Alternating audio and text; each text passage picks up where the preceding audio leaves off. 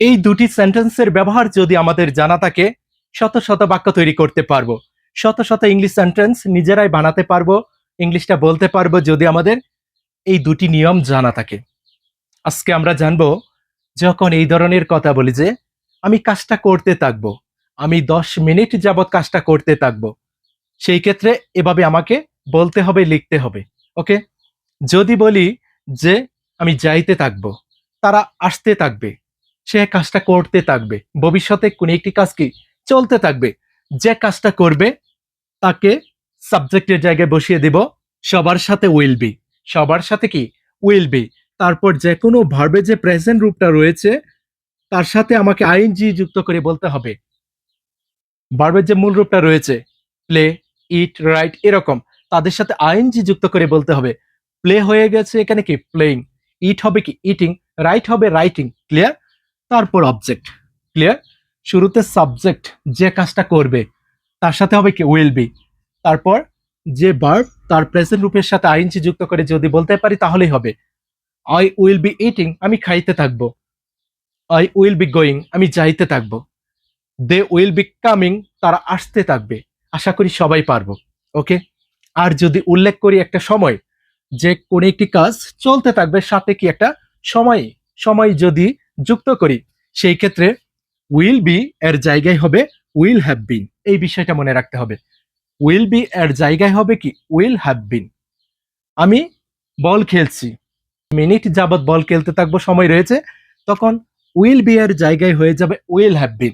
I will have been, I will have been playing ball for 10 minutes, for 30 minutes, for 2 hours, 2 ঘন্টা যাবৎ। এরকম যে কোনো একটা কি সময় রয়েছে। যদি কাজের মোট সময়টা উল্লেখ করি তখন ফর এর পরে সেই সময়টা উল্লেখ করব।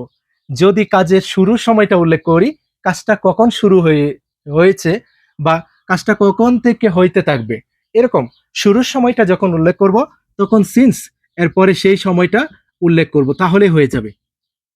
সিন্স এর পরে সেই সময়টা হবে যখন কাজের শুরুর সময়টা থাকবে, আর কাজের যখন মোট সময়টা থাকবে তখন ফর এর পরে সেই সময়টা উল্লেখ করব, তাহলে হয়ে যাবে।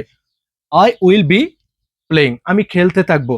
I will have been playing, আমি খেলতে থাকবো। সেম, কিন্তু এখানে রয়েছে কি সময়, এই জন্য হয়েছে কি উইল হ্যাভ বিন, সময় নেই উইল বি, তারপর শেষে শুধু সময়টা উল্লেখ করব, তাহলে হয়ে যাবে I will have been playing ball for 30 minutes, আমি 30 মিনিট যাবত কি বল খেলতে থাকবো।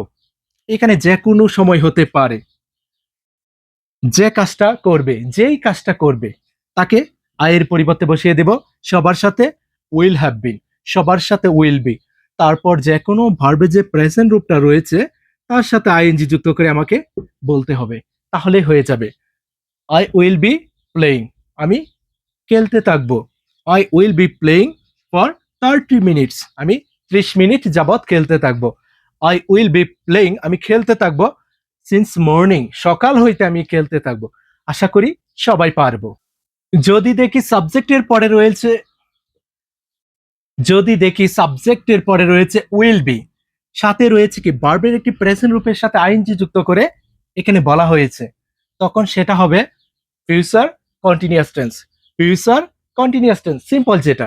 ওকে, আর যদি দেখি সাবজেক্টের পরে রয়েছে will have been, will have been এখানে ভার্বের প্রেজেন্ট রূপের সাথে আইএনজি যুক্ত করে দেওয়া হয়েছে বা বলা হয়েছে, তখন সেটা future perfect continuous tense. Future perfect continuous tense, এটা হলো ফিউচার কন্টিনিউয়াস টেন্স, এটা হলো ফিউচার পারফেক্ট কন্টিনিউয়াস টেন্স। আশা করি এই দুটি টেন্স যদি আমাদের জানা থাকে, এই দুটি টেন্সকে ফলো করে শত শত হাজার হাজার সেন্টেন্স তৈরি করতে পারবো।